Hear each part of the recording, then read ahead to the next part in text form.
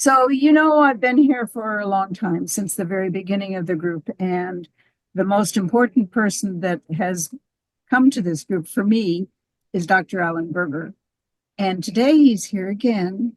And he's already gone through 8 steps of the emotion of our program, AA program, as how they relate to emotional sobriety. And today he's going to do step 9, but part 2 of step 9. So sit back, relax, maybe have your pencil or pen ready to take a few notes, because I know he's going to have wonderful things to tell you. Alan has a fabulous website if you want to go to it, and we'll post that in the chat. And he also puts on a meeting on Thursday nights, which is pretty awesome. So if you'd like that information, we'll put that in the chat too, because I know he'd love to have you be there. So it's with my extreme pleasure. Actually, I love him dearly. I present you Alan Berger. Thank you. Thank you so much, Susie. It was very heartfelt what you said, and it touched me. Thank you. Well, welcome, everyone. I really appreciate someone starting out and sending our love and compassion to those people in Texas that are suffering terribly from this devastating flood that happened. Boy, life can change like this, can't it? I mean, just in the click of a finger, things can be different in our life. And thank God that those of us that are embracing this idea that no matter what happens to us, we can find a way eventually. And sometimes it takes some time, but we can find a way back to okay if we lose it. And that's what emotional sobriety is about. It's about developing a consciousness that can get us to I'm okay even if. And like I said, sometimes that can happen in a moment by changing your perspective, changing how you're looking at a situation. Sometimes it takes a lot of work. If there's a loss involved and grief involved, it takes a lot of tears and sometimes a lot of screaming and shouting. But if you meet that experience, in the right way, meaning that you really digest it properly, that you can get back to okay even if. And that's what we're here on trying to learn about. And right now we're focusing on the 12 steps of Alcoholics Anonymous and how they help us achieve emotional sobriety. See, it's a little known fact, and which is unfortunate, I think, and for many different reasons, is that Bill realized back in 1950 when he was writing the 12 and 12, that if we practiced the principles of the 12 steps in our daily life, and this is a quote from him, that we and those about us may find emotional sobriety. So the expressed goal, the specifically, explicitly stated goal of outcome of working the steps, in addition to achieving this physical sobriety, which is very important and necessary, it's also obtaining emotional sobriety. Now we're looking at the 12 steps, and we're looking at them from a different point of view. Ernie Larson, who was just had a lot of incredible insights into the recovery process, and if you haven't read any of Ernie's work, you owe it to yourself to pick up some of his books, especially Stage 2 Recovery. But he talks about that we need to take a second first step. The first step was about looking at our powerlessness over our addiction, alcoholism, whatever the specific issue is for you, and seeing how that created an unmanageable life, right? The second first step is looking at how our emotional dependency has created an unmanageable life. So in addition to taking the second first step and looking at our emotional dependency and the impact it's had on our way of life, Bill called it an impossible way of life when we expect reality to conform to our expectations, called it having the cart before the horse, so to speak. He says, in addition to taking the second first step, we need to take a second step and a second, third step and so on and so forth. And so here we are now taking a second ninth step. And this second ninth step involves really taking responsibility for the impact that our emotional dependency has had on our relationship. And I mean the negative impact, the damage that it's created in our lives. You know, a lot of times we don't think about making amends for putting all of these unreasonable expectations on other people. But when we work a second, eighth, and ninth step, we realize that one of the things that we've done that's hurt other people in terms of making that list of the people we had harmed and become willing to make amends to them is that our unreasonable expectations have put us in some very, very compromised and difficult situations with other people.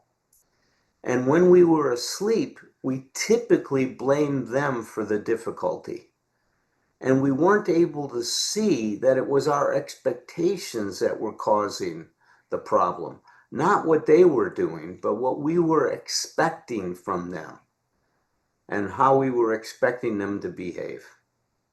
So that's the spirit that we're at this point in time. And if you've been with me, you know that these steps are incredible in that they create a certain energy, right? That the first step, you know, creates this charge, you know, and we're looking at the second first step now, but the charge is I'm powerless over my emotional dependency and that my life has become unmanageable. And so what's happened is that we're faced with that there are these forces at work with inside of ourselves that are really determining my behavior. I'm not in control of my behavior as I'd like to think I am. And until we face and admit the fact that we are the determined ones, we can't find any real freedom. And that's what the first step is doing. It's a paradoxical intervention, is the way that I like to think about it. And paradoxical theory says that as soon as I own what I'm doing, then a new possibility exists. But I can't create change if I just try to become someone I'm not. So the first step has to do with acceptance, which becomes a prerequisite to change. But now I admit that I'm powerless. My emotional dependency has done this. I'm left in a really, you know, existential crisis is the way I like to think about it. I know this is damaging my life, but I have no idea what to do about it. And that energy, that charge, sets us up for what happens in step two, which now resolves that crisis. It discharges the energy by resolving that existential crisis. And essentially, we're told there is hope. There is a way to create an experience of emotional freedom in our life. We don't have to continue to be the determined ones. We can be the ones that are the determining ones rather than the determined ones. And so now we have hope. But faith without action is just fantasy. So it creates another charge, even though it's resolved the existential crisis, but now it compels us to look at what's next. What do I have to do to realize this new way of life, to begin this new way of life is really the way to think about it. And that's what step two does, right? We make a decision and a commitment to finding, to resolving, unhooking, like Bill likes to say it. I love the word. He goes, we have to unhook people from these expectations we have, these crippling expectations. So we make a commitment to doing that. Essentially, step three is about making a commitment to grow ourselves up. I've said this a few times recently, and I really think it's very, very useful way of thinking about our dilemma that we suffer from a growth disorder, not a mental disorder, but a growth disorder. We are stuck. We're not sick. We are stuck in our development. And being stuck in our development means that we take things personally, we make everything about us, and we expect our environment to make us okay. So now we make a commitment to growing ourselves up. You know, now I've got a committed to finding this new way of life. And so now there's a resolution of that charge from step two, which is faith without works is meaningless. Now I've made a commitment. I've resolved that. I want to begin this new way of life. And so now the new charge is that there's going to be a next, and we sit down and we take an inventory of our emotional dependence and look at how the impact it's had on our life. Now then that creates a new charge, and we share it with someone, we get some insight. Step 6 and 7 as are looking at us, what the payoff has been, so to speak, how these are we call it character defaults, how the functioning that they've served in our lives. And step 6 and 7 results in us aiming at the best possible attitude towards our life, towards our relationships with other people, towards ourself, towards our problems. And so step 7 creates this new charge that says we're going to aim at the best possible attitude. What do I need to do? Well, I'm going to need to make a list of all people I've harmed with my unreasonable expectations and become willing to make amends to them. And we talked about that, is that if you really look at the pattern, when you sit down and look at the damage that you've done, you will see this emotional dependency just riddled through your whole life. And so here we now are on step 9. And we talked about it last time, and I want to kind of pick up that discussion. So let me share, I've made some slides for this presentation today, so let me share them with you. So we are on step 9. Step 8, we made a list of all the people. That creates this charge. We become willing to make amends to them. I'm ready to go to any lengths, to establish this new way of life. And to do that, I have to take responsibility for myself. I have to step up and go to these people that I've harmed and make amends to them.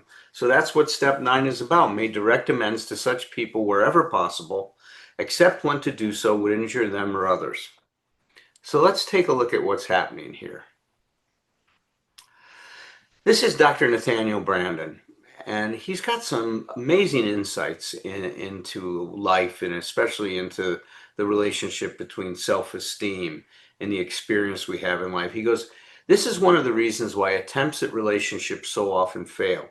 Not because the vision of a passionate or romantic relationship is intrinsically irrational, although some of us may think that way at times, especially when you're in the middle of a struggle and some disturbance that you're dealing with.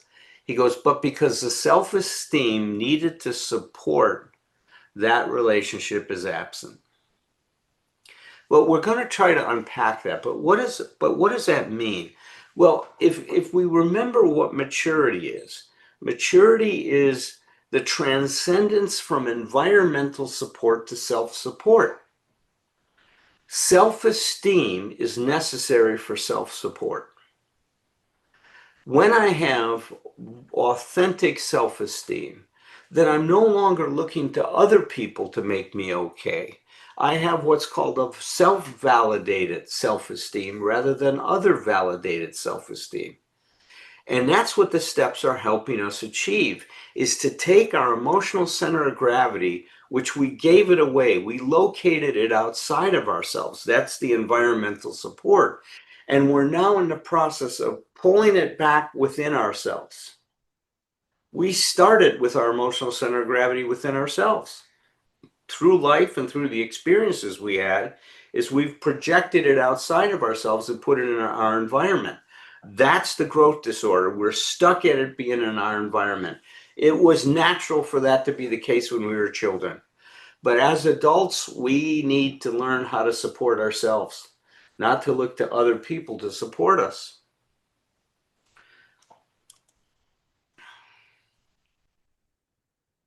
This is Dr. Karen Horney. And this is what she says. The essential goal of therapy, and I think recovery, is to help patients liberate and strengthen the constructive forces within them. These are the constructive forces of our real self, while weakening the forces that are obstructive to growth. Take that in for a minute. See, essentially, that's what the steps are helping us do at every stage of our recovery. They are helping us liberate and strengthen the constructive forces what Eric Fromm called our real strength, right? While weakening the forces that are obstructive to growth. What is obstructive to our growth? Believing that my well-being is dependent on what happens to me rather than the experience I'm having to what happens to me. You see, that puts me in a very passive role in life, and we're poisoning that well. And that's what step 9 is incredible at doing, is help us to really liberate and strengthen the constructive forces of our real self. So step 9 essentially is helping us become trustworthy. You cannot be trustworthy if you're emotionally dependent. Whether you solve that dependency by being someone who doesn't need anyone and try to become incredibly, independent and therefore needless and wantless, or whether you go the other way and have a morbid dependency, in neither case, you cannot be trustworthy. Being trustworthy means that you're operating with integrity. And operating with integrity means that you are honoring both the part of you that wants to join and please someone else, but at the same time, the part of you that needs to please yourself. You've heard me say it before, and I'll say it again because I think it captures the essence of emotional sobriety so well, is that emotional sobriety is learning to act for ourselves without being selfish. Well, you cannot trust someone who's acting for themselves and being selfish. The other side of that coin is being able to act for someone else without losing ourselves. You cannot trust someone who acts for other people and loses themselves. In either case, you're falling out of one side of the bed or the other. And henceforth, that person is not trustworthy.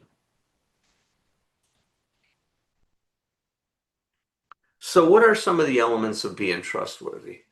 Well, one way of thinking about this is what we move away from and what we move towards. And what we're moving away from when we're working on step 8 and 9 is we're working away from rationalizations, from rationalizing our behavior that has harmed or hurt someone else. One rationalization is in the form of what we call the tit for tat. Well, I'm doing this because of what you did to me. That's a rationalization. I'm doing this because of how you treated me, so I have every right in the world to treat you this way. Deflecting responsibility is another thing we're moving away from. Cross-complaining, blaming other people for what we've done, and false pride. All of these things weaken us. They are not grounded in a real strength. What's really strong in us is when we start to establish a humility. That's a real strength. I don't have to defend myself. I can see that I'm a human being and I'm imperfect and I make mistakes. The real issue becomes one involved in terms of learning from them. What we move towards is taking the hits, is owning when we're screwing up, owning when we've hurt someone, owning when we've become selfish or when we've lied, when we're trying to manipulate somebody, trying to get them to do it ourselves, or trying to have power over another individual, or taking the hits about our family of origin and some of the problems that exist there. What we're moving towards is owning our rotten behavior, taking complete responsibility for that, and unhooking our expectations on other people. This is what creates a real strength in us. When that becomes the foundation of your life, you're almost unshakable. I tell everybody I'm a lot smarter when I realized how stupid I can be. It's so true. I could do some pretty stupid things in my life. So Bill goes on to say this step is about good judgment. having a careful sense of timing, courage and prudence. These are the qualities we shall need when we take step 9. Well, good judgment. Judgment is impaired when we're emotionally dependent. You can't have good judgment when you're depending on someone else. You can't have a careful sense of timing. You want to take care of it now. You want to resolve it now because you're too anxious that if the situation's not right, that somehow you're going to be abandoned or you're going to be engulfed by the other person. Courage, the willingness to face those things about yourself that are difficult to face. I say it all the time, only the best in us can see the worst in us. Only the best in us. Sometimes owning to someone, I really wanted to hurt you when I said that. I wanted you to feel bad. That takes a lot of courage to own that. And prudence, which prudence is wisdom, right? These are the qualities we need. So this good sense of judgment equals an awareness of self and others. We have to be able to be aware of how my behavior, my making amends to you is going to have an impact on your life. What is it going to mean to you at this point in your life? So good judgment involves cultivating a deep sense of empathy for the other person. And what's going to happen to them when we come to them and start to talk to them about some very, very painful things that have happened between us. And then the other part of this, am I making amends for the right reason? Well, what's the right reason? Well, amends, and this is one of the powerful things that's happened here, because remember what I said, is that these steps are helping us develop emotional autonomy, which means I'm making amends not to be forgiven, but I'm making amends to reclaim my integrity, to make myself whole. I have to do that thoughtfully, though. I cannot just take care of myself and do something that's good for me if it's not going to be good for you, because then I'm doing the same thing again. I'm injuring you all over again. So there needs to be a very acute awareness of what this is going to mean to the other person. And when I make amends for the right reason, I'm not sitting there hoping that I'm being forgiven. I'm really there to try to make the other person whole. And if I can't make them whole, then, it's a sad thing about it, but they have a right to be upset with me and to not accept what I'm saying to them and not forgive me. I don't go in with that expectation. This is very important because now we're becoming thoughtful. We're thinking of ourselves, and at the same time, we're acting for ourselves without being selfish. I hope you can see how this is a manifestation of that principle. That's one of the core principles of emotional sobriety. So this is what Bill says in the 12 and 12. He goes, for the readiness to take full consequences of our past actions and to take responsibility for the well-being of others at the same time is the spirit of step 9. Step 9 is about taking radical responsibility, isn't it? But let's look at this issue of responsibility, because a lot of times people get confused. You see, when we're immature, what we do is we fuse responsibility and blame. And we think that if I blame myself and beat myself up and put myself down enough, that somehow I am being responsible. Fritz Perls called it a futile self-improvement game. Nothing is gained through that kind of behavior. Dr. John Amodeo, a good friend of mine, said it this way. He goes, if responsibility and blame are fused in our minds, then our defenses will marshal to avoid any responsibility. However, the self-contempt of blame is quite different from the self-empowerment of responsibility. Take that in for a minute. The self-contempt of blame is quite different. And that self-contempt of blame just as making you feel bad about yourself, right? It subtracts from who you are. The self-empowerment of responsibility adds to who you are. It adds to your integrity. He goes, by suspending self-blame, we can look more calmly and soberly at how we may be responsible for our choices and accountable for our actions. Only then will we become wiser and stronger. Only then can we grow emotionally and spiritually. You see, John is emphasizing a very important thing here, is that instead of blaming ourselves for the mistakes we've made, we need to look at them and try to understand and unpack as much as we can about what happened, what were the forces driving our behavior, and to take responsibility for those. As I become more self-aware of these things, and I can take more responsibility for them. This is Dr. Harriet Lerner. She goes, by responsibility, I do not mean self-blame or labeling ourselves the cause of the problem. Rather, I speak of responsibility. That is the ability to observe ourselves and others in interaction and respond to a familiar situation in a new and different way. Well, the new way that we're responding to the situation is not to get into this tit for tat thing.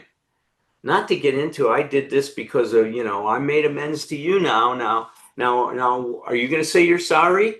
How many times have you played that game? No, we just make amends because we need to clean up our side of the street, regardless of what the other person does. It's not our business what they're doing. We need to focus on what we're doing. That's our responsibility, our ability to respond to the situation where we take responsibility for how we showed up, how we were showing up in that situation, how we acted, what we did that we don't feel good about, and start to clean it up.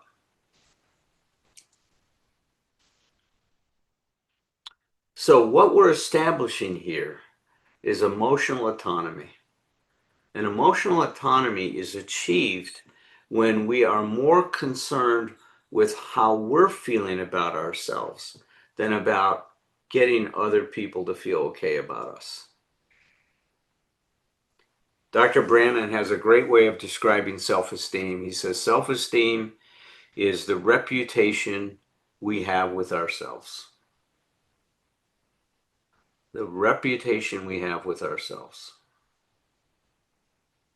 And you can see is that if I'm showing up and making amends for the right reason, I've got good reason to feel good about myself. This is Byron Katie, and she's got a lot of great insights. She goes, it only takes one clear person to have a better relationship, to have a good relationship. You see, as soon as I start to take responsibility, as soon as I start to act more maturely, I am raising the bar in the relationship. And it's very hard for the relationship to drop to the lowest common denominator if I'm raising that bar.